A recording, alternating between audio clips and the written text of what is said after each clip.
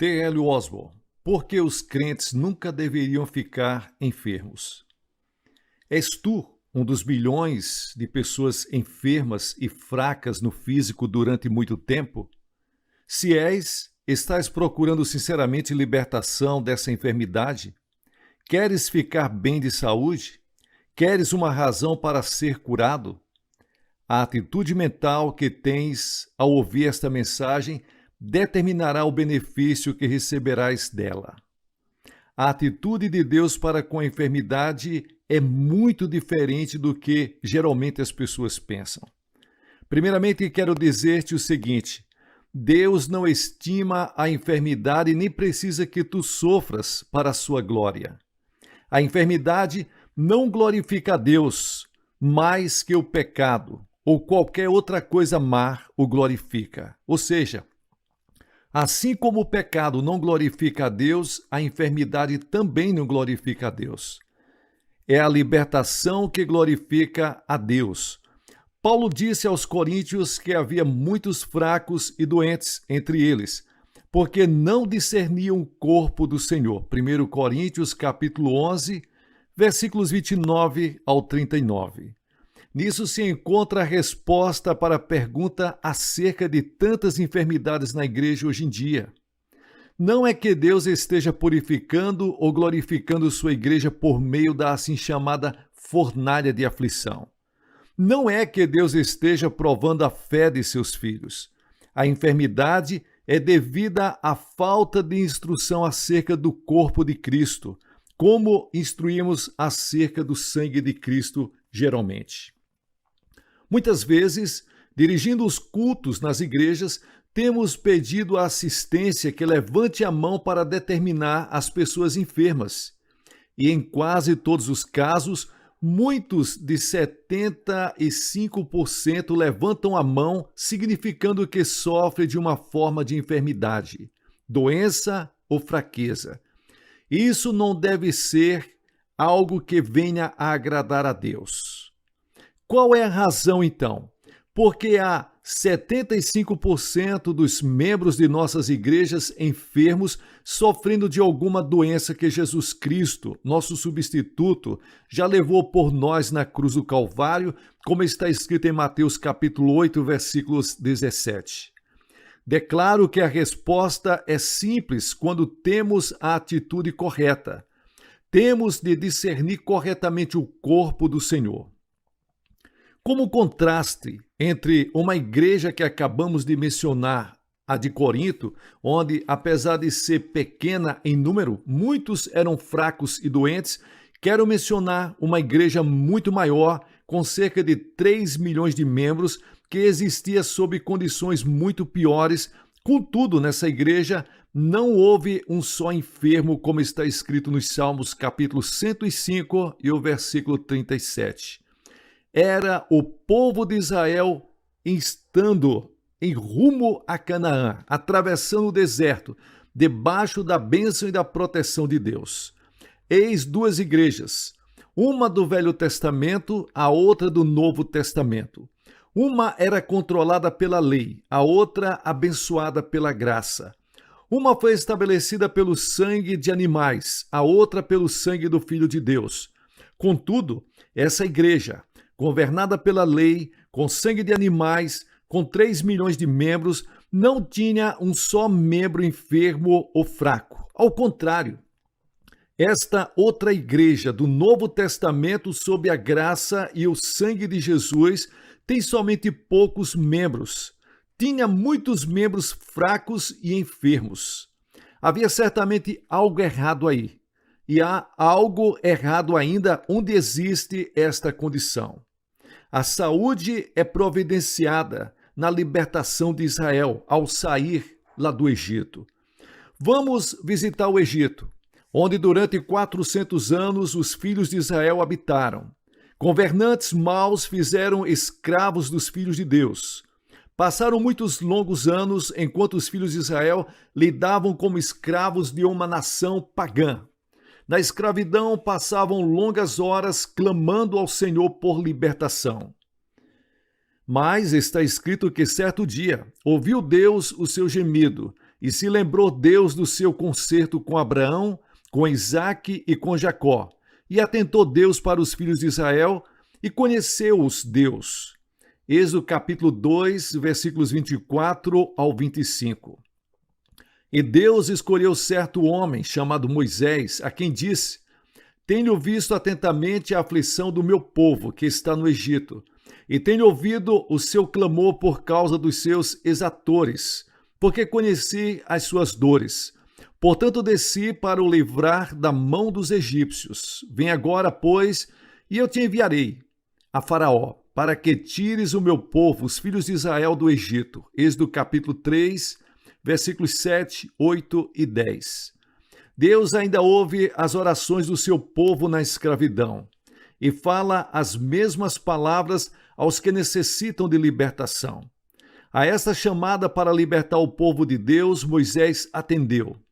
Depois de ele mostrar muitos sinais e maravilhas no Egito, veio o tempo para dar o último passo, e Deus lhes disse: Falai a toda a congregação de Israel, dizendo: Tome cada um para si um cordeiro, e o sacrificará.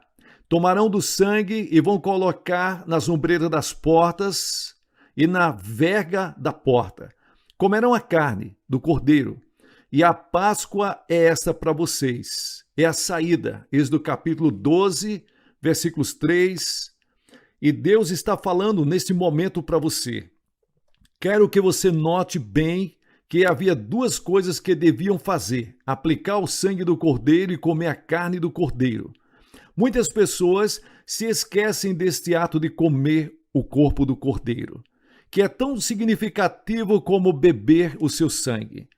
Notai os dois passos. Primeiro, o anjo da morte que ia passar por sobre o Egito, matando os primogênitos de cada família, era tipo da morte eterna da alma do homem, causada pela natureza perversa e pecaminosa, pela qual o sangue de Jesus Cristo, nosso Cordeiro, fez expiação, mesmo como o sangue do Cordeiro Pascual fez expiação por Israel. Tudo isso tratava-se do problema do pecado, tratava-se da necessidade da alma, não do problema da enfermidade, não da necessidade do corpo. E segundo, o comer da carne do cordeiro olhava para as necessidades do físico do homem. Convém-nos sempre lembrar que o comer do corpo do cordeiro não tinha coisa alguma com a passagem do anjo da morte, porque o sangue nas ombreiras das portas foi o sinal dado ao anjo da morte. Mesmo como o sangue de Cristo, nosso Cordeiro, é a única expiação por nossos pecados, nos redimindo e libertando-nos da penalidade do pecado, que é a morte. Israel iniciou uma jornada que era o tipo de jornada do crente pela vida em rumo a Canaã celestial. Deus planejou que seu povo fosse de boa saúde e forte para esta jornada. Isso é ainda pleno nos dias atuais. Isto é válido. O que aconteceu quando Israel comeu o cordeiro? Nada de importante que os homens percebessem, mas o comer da carne do cordeiro era tão significativo como a aplicação do sangue nas ombreiras das portas. O que aconteceu quando Israel comeu o cordeiro para frente, para o sacrifício de Jesus Cristo no Calvário? O mesmo sacrifício que nos ficou para trás quando, com fé, participamos dos dois emblemas, dos dois elementos, o pão e o vinho, em comemoração da morte do nosso Cordeiro Pascual. Deus tem colocado no corpo humano uma pequena fábrica de beneficiar, que os homens chamam estômago. A comida que comemos é digerida lá e é enviada para o sangue. Torna-se carne da nossa carne, osso de nosso osso, pele de nossa pele, corpo do nosso corpo. Torna-se uma parte de nós. A carne, o corpo do cordeiro imolado no Egito, quando comida, tornava-se uma parte dos israelitas. Tornou-se carne de sua carne, osso de seu osso, pele de sua pele, corpo de seu corpo, e era um tipo do corpo de Jesus Cristo, o Filho de Deus, que seria morto mais tarde pelo mundo inteiro. Comparando isso, você vê em João capítulo 6 e o versículo 43, cuja vida, Paulo disse mais tarde, seria manifesta em nossa carne mortal, segundo Coríntios capítulo 4 e o versículo 11. Paulo declara também que nós nos tínhamos tornado pela fé membros do seu corpo, da sua carne e dos seus ossos. Efésios capítulo 5, versículos 30. Participamos deste mesmo corpo de Cristo, em tipo, todas as vezes que participamos do pão, da ceia do Senhor, como está escrito em 1 Coríntios capítulo 10, versículos 16. A fé reconhece este fato e reclama os benefícios prometidos do corpo açoitado por nós. O mesmo corpo que levou as cruéis pisaduras pelas quais fomos sarados.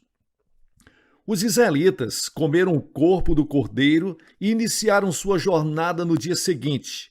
Ao andarem, desapareceram todas as suas enfermidades e eis, entre suas tribos não houve um só enfermo, não houve um só fraco, mas todos eles eram fortes, de boa saúde e sadios. Tinham comido o corpo do cordeiro, que se tinha tornado parte do seu próprio corpo. Isto é maravilhoso, glorioso, quase incrível.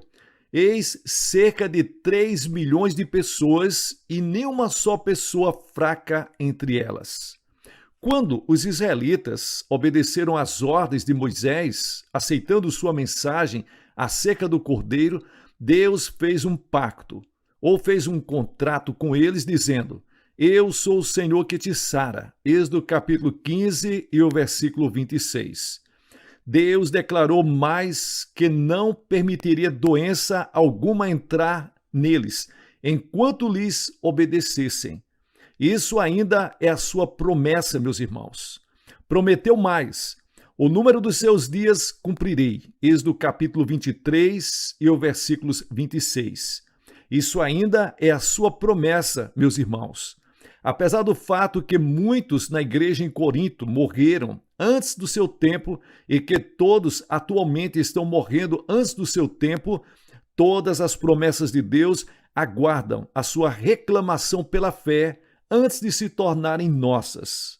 Lembrai-vos que Israel não somente aplicou o sangue às ombreiras das portas, que é um tipo de nossa salvação, mas também comeu o corpo, que era um tipo da cura e da enfermidade que estava impregnada naquele povo. Através do corpo do cordeiro, eles foram livres da enfermidade, da doença e das dores. Por que digo isso? Notai mais e vereis por que afirmo isso. O pecado e a enfermidade são dois males germinados, designados para estragar, matar e destruir o homem, que é a criação de Deus. A salvação do pecado e a cura da enfermidade são mercês germinadas, supridas para combater esses males espirituais e físicos dos homens.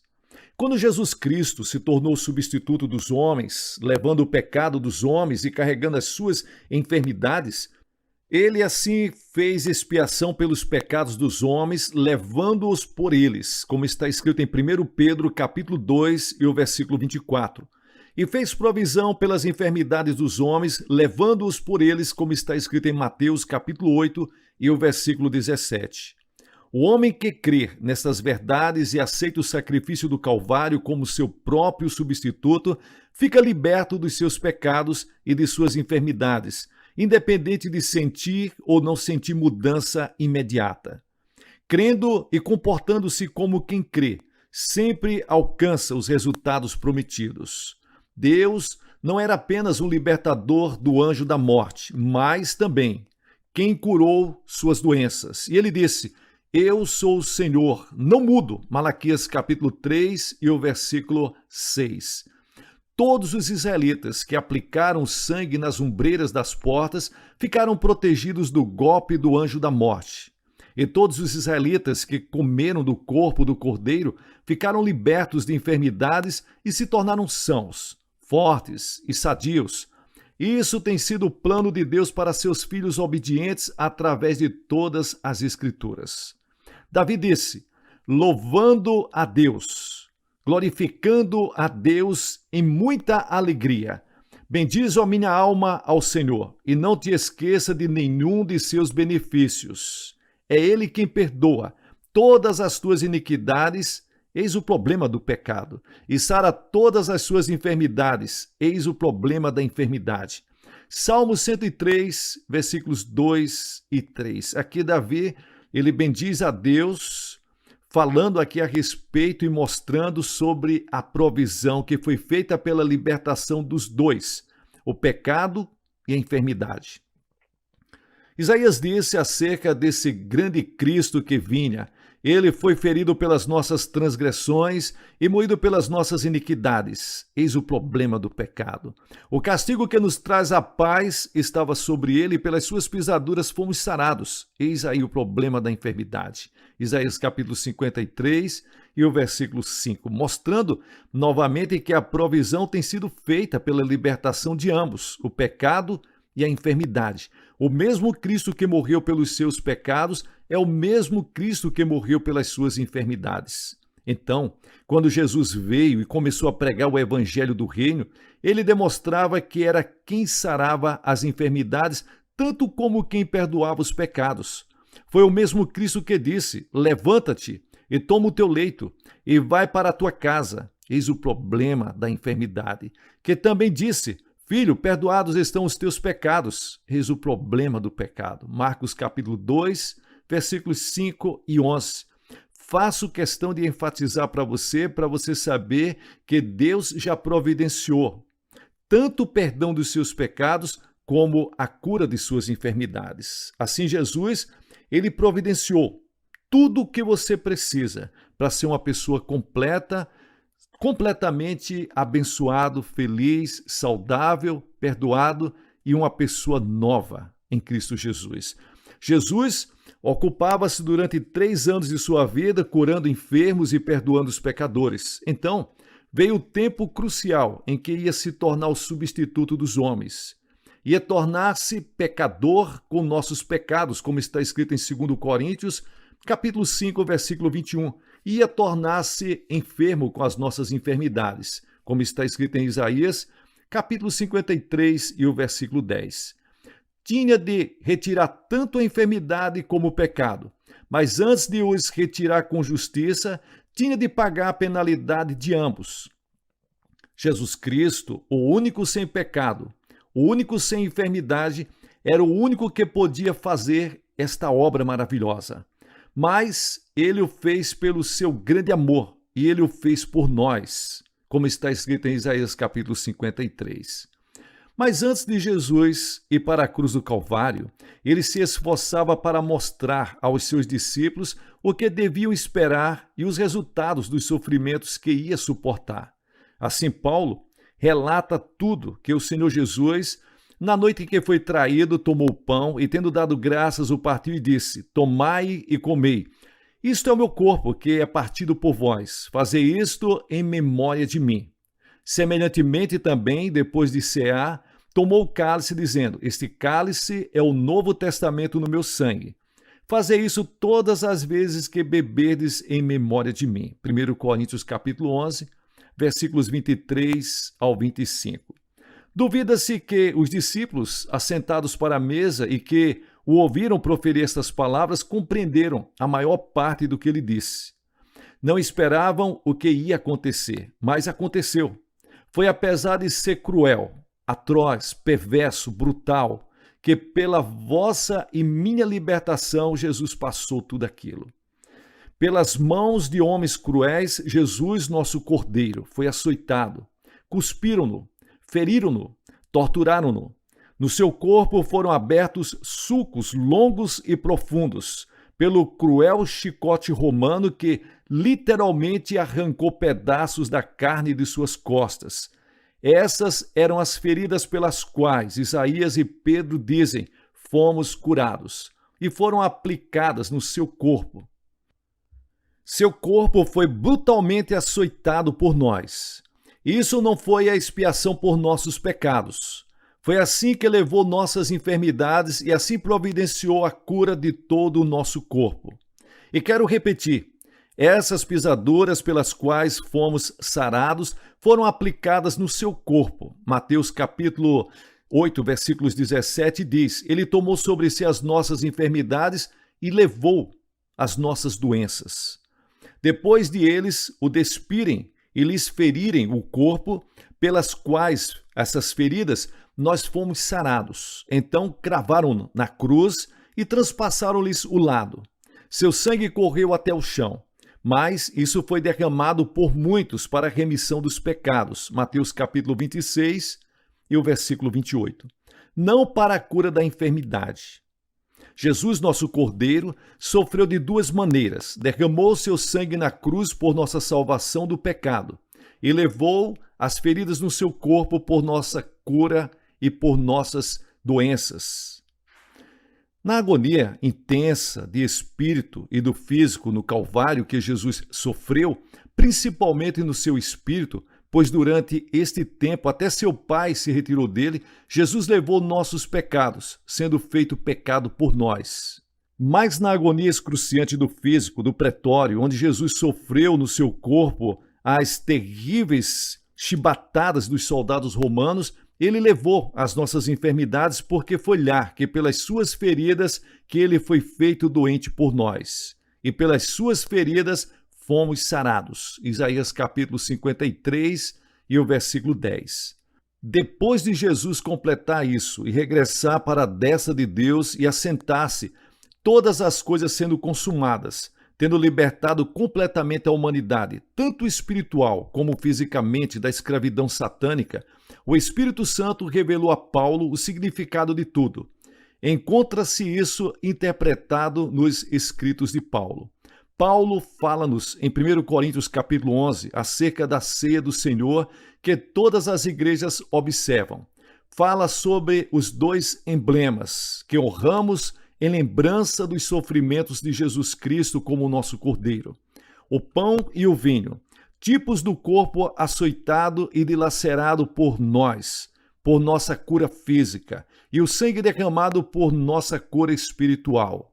Então Paulo acrescenta: todas as vezes que comerdes este pão e beberdes este cálice, anunciais a morte do Senhor até que ele venha. 1 Coríntios capítulo 11 e o versículo 26. Em 1 Coríntios capítulo 10, versículos 16, Paulo interpreta esses dois emblemas. O cálice de bênção, que abençoamos, não é a comunhão do sangue de Cristo? Veja a pergunta. O pão que partimos não é, porventura, a comunhão do corpo de Cristo? O sangue de Jesus foi derramado quando ele levou nossos pecados para não ficarmos nós obrigados a levá-los, mas salvos deles e libertos do poder do pecado em nossas vidas. O corpo de Jesus foi ferido quando levou nossas enfermidades, para não ficarmos nós obrigados a levá-las, mas curados delas e libertos do poder da enfermidade em nossas vidas. Quando os crentes são ensinados a reconhecer a sua libertação de todas as doenças e do poder de todas as enfermidades nas suas vidas, pelo corpo ferido de Cristo, como foram ensinados a reconhecer sua libertação de todos os pecados e de todo o poder do pecado de suas vidas, pelo sangue derramado de Cristo na cruz do Calvário, então ficarão tão livres de enfermidades como são do pecado. A enfermidade não terá mais poder sobre eles do que o pecado. Verão que a enfermidade não é mais para a glória de Deus, da mesma forma como o pecado não pode glorificar a Deus. Perceberão que não há mais enfermidade para as suas vidas do que há pecado para as suas vidas. Verão que o pecado e a enfermidade são ambos aniquilados. Ambos foram levados pelo nosso substituto maravilhoso, Jesus, o Cordeiro de Deus, transpassado e açoitado por nós. Por isso, é importante que você entenda a sua participação na comunhão, tanto do corpo como do cálice. Quando nos oferecem os emblemas da ceia do Senhor em comemoração de sua morte, tomamos o cálice de vinho e bebemos reverentemente. Depois de beber, geralmente expressamos a nossa gratidão ao nosso Pai por tão maravilhoso Cristo e pelo maravilhoso poder no sangue de Cristo em nos lavar de todo o nosso pecado. Nos regozijamos porque o poder do pecado sobre nossas vidas foi anulado, porque o pecado não tem mais domínio sobre nós. Mas como sabemos estas coisas? Eram extremistas quando nos disseram que o sangue de Jesus Cristo, o Filho de Deus, nos purifica de todo o pecado? Respondemos não. Isto é verdade. A verdade sempre liberta. Estamos livres do pecado. Uma vez para sempre, fomos salvos de uma vida de pecado e cremos que o pecado não mais terá domínio sobre nós porque fomos e somos salvos. Mas quando o pão nos é oferecido na ceia, tomamo-lo ternamente e comemos o pão, um símbolo do corpo, de nosso cordeiro, mesmo como os israelitas participavam do corpo do cordeiro imolado no Egito. Então, damos graça pelo sacrifício maravilhoso de Jesus. Damos graças pelo corpo de Cristo que foi açoitado. E é somente até aí que nos ensinaram. Fomos ensinados que esse corpo foi mesmo transpassado por nós, mas não fomos ensinados acerca dos benefícios que podemos receber porque este corpo foi também açoitado por nós. Sara todas as nossas enfermidades, Salmos 103, versículo 3. Tem sido geralmente ignorado na ceia do Senhor. E porque a igreja não tem geralmente discernido a maneira correta que deveria discernir o corpo do Senhor, muitos de seus membros estão fracos e doentes até hoje, nos dias atuais. Na comunhão, o cálice de vinho é um tipo do sangue de Cristo, derramado por muitos para a remissão dos pecados. Ao beber do cálice, nos regozijamos pelo fato de que a minha natureza pecaminosa foi transformada. Fui recriado e feito de novo, que estou salvo. Nessa atitude tenho discernido o sangue do Senhor. Isso fizeram os coríntios e as multidões atuais o fazem. Na mesma comunhão, um pedacinho do pão partido tipifica o corpo de Cristo, açoitado com pisaduras cruéis, pelas quais foram lavadas e curadas as minhas enfermidades. Ao comer do pão, me regozijo no fato de que meu corpo enfermo e fraco foi transformado, que se tem tornado osso de meu osso, que tem se tornado carne na minha carne. Sim, tem se tornado na minha própria carne. O corpo de Cristo está na minha carne. A vida de Jesus se manifesta em minha carne mortal, como está escrito em 2 Coríntios, capítulo 2, versículo 11, e em Efésios, capítulo 5, versículo 30. Que a enfermidade não mais tem autoridade sobre mim, que estou curado. Com essa atitude, tenho realmente discernido o corpo do Senhor. Há multidões que não têm feito isso hoje em dia. Tenho me perguntado a mim mesmo muitas vezes por que os pastores que não pregam a cura divina para o corpo distribuem o pão para a sua assistência, o pão que representa o corpo de Cristo, o corpo a quem foram aplicadas as pisaduras pelas quais somos todos que creem, lógico. Todos os que creem são curados, como está escrito em Isaías capítulo 53, versículo 5, 1 Pedro capítulo 2, versículo 24. É consistente que continuem a oferecer o cálice que tipifica o sangue derramado pela remissão de pecados ao seu povo, porque discernem bem e são abençoados pelo sangue de Cristo. Mas parece inútil mesmo é que o esforço perdido de distribuir o pão, que tipifica o corpo do Senhor açoitado por nossa cura física, e ensinar que a cura divina para o corpo não é mais para a igreja atual. Se não é mais para a igreja, para ser inconsistente, tem de se desistir de oferecer para assistência o emblema do sacrifício de Jesus, nosso Cordeiro, que supre esta cura para a igreja. Muitos de seus membros estão doentes ou enfermos porque, apesar de participarem do corpo do Senhor, não compreendem bem, não discernem o corpo como convém discernir. Quando Jesus disse: "Este pão que é partido por vós representa meu corpo", ele esperava que compreendêssemos que foi seu corpo a quem foram aplicadas as pisaduras cruéis pelas quais somos curados. O discernir seu corpo corretamente trará libertação de nossas doenças, como o discernir seu sangue derramado retirará de nós os nossos pecados.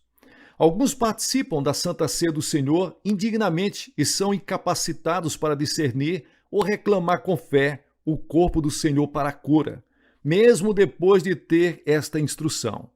Se o homem que necessita da cura primeiramente se examina a si mesmo e se harmoniza com Deus, para que possa comer o pão e beber o cálice dignamente, como Paulo instruiu, então pode discernir o corpo do Senhor com fé para receber a cura divina. Para mim, os resultados da cura do corpo dilacerado de nosso Cordeiro são ensinados tão claramente através das Escrituras que as bênçãos da salvação pelo sangue derramado do Cordeiro é algo real. Se discernirdes o corpo açoitado e dilacerado com as pisaduras que levaram vossas enfermidades e vos curaram, a saúde será vossa. Será vossa tão certamente como vossa é a salvação, quando discernir o sangue derramado por vós, em cujo sacrifício foram levados os vossos pecados. A enfermidade perderá o poder sobre os vossos corpos, justamente como o pecado perdeu o poder sobre a vossa alma. Cristo, vosso substituto, levou ambos por vós. Assim, não tendes de os levar. Ao credes nesta porção da palavra e desempenhardes esta fé, sereis libertos. Sim, libertos da enfermidade, tanto como você é liberto do pecado. O pecado e a enfermidade são levados apenas uma vez. E desde que está escrito que Jesus já os levou, não precisais de os levar. Se os levardes, então foi inteiramente debalde, inútil o que Jesus já levou, porque não fostes então beneficiados. Mas declaro, desde que Jesus os levou, vós e eu jamais precisamos de os levar. Assim, pelas suas pisaduras fomos sarados, e pelo seu sangue temos a remissão de nossos pecados. Não temos mais fé no direito de a enfermidade dominar ou habitar o nosso ser físico, do que no direito de o pecado dominar ou habitar em nosso ser espiritual. Reclamai pela fé estas duas provisões maravilhosas. Aceite-as como vossas. Aceite a Jesus como quem vos cura, tanto como quem vos salva, e estareis tão livres de enfermidades como estáis do pecado. Ninguém jamais clamou em vão a Cristo por socorro no sofrimento, mas enquanto a multidão após multidão o apertava querendo a cura, o que é relatado é sempre o mesmo, curou a todos. Lucas fala sobre isto, Mateus, Marcos, todos eles. E está escrito, e pondo as mãos sobre cada um deles, os curava. Lucas capítulo 4, versículo 40. Cristo veio para fazer a vontade de seu Pai, portanto, pregava o evangelho e curou todos os que estavam enfermos. Andou, curando a todos os oprimidos do diabo, como está escrito em Atos capítulo 10 e o versículo 38. Sua razão para curar todos se encontra na expiação. Ele tomou sobre si, substitutivamente, as nossas enfermidades e levou as nossas doenças. Mateus capítulo 8, versículo 17. Se foram as nossas doenças que o Senhor levou, a ele cumpria curar todos. O que Jesus fez ao curar a mulher com hemorragia foi por essa mulher só. Mas o que ele fez na sua morte foi por todo o mundo. Desde que a expiação foi a razão pela qual Cristo curava todos, ele quer continuar a curar todos que cumprem e cumprirem as condições. Porque o que a expiação fazia pelos que viviam naquele tempo, fez também por nós em nosso tempo. Ele provou a morte por todos. Seu propósito em ordenar pregar isto a toda criatura é que toda criatura receba os benefícios do que ele realizou na cruz do Calvário. Mateus capítulo 16, versículos 15 e 18. Que Deus abençoe a todos vocês. Que você seja capaz, pelo Espírito Santo de Deus, de discernir realmente o que significa a comunhão do corpo e do sangue de Cristo representado na Santa Ceia do Senhor. Perdão dos pecados e libertação de todas as doenças, enfermidades e dores. Amém.